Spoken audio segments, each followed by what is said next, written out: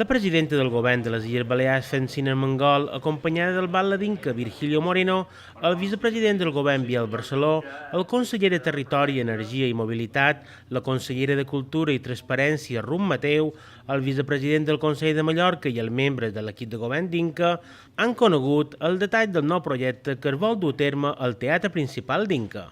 Donar les gràcies a totes les institucions, a totes les persones que durant tot aquest temps, aquest any i mig que duim de legislatura, han intervingut i ens han ajudat a que avui sigui una realitat aquesta oportunitat de tenir el 50% del total del projecte, recordar que són 6 milions, quasi 200.000 euros, que el 50% dels fons FEDER són 3.091.000 euros, que ens dona la possibilitat d'investir aquesta ansiada reforma.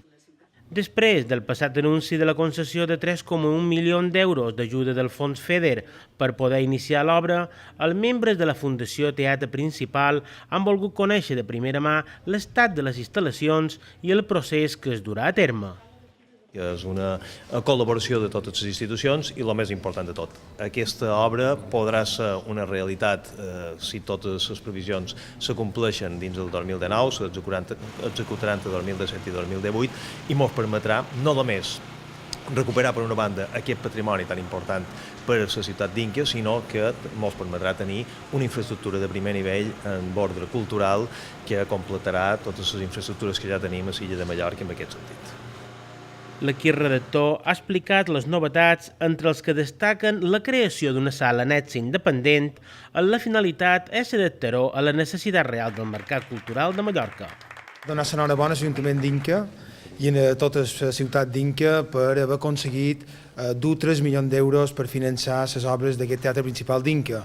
En segon lloc, també voldríem reivindicar una vegada més les infraestructures culturals per a la nostra illa, tan necessàries per ajudar en el desenvolupament econòmic i social de la nostra illa.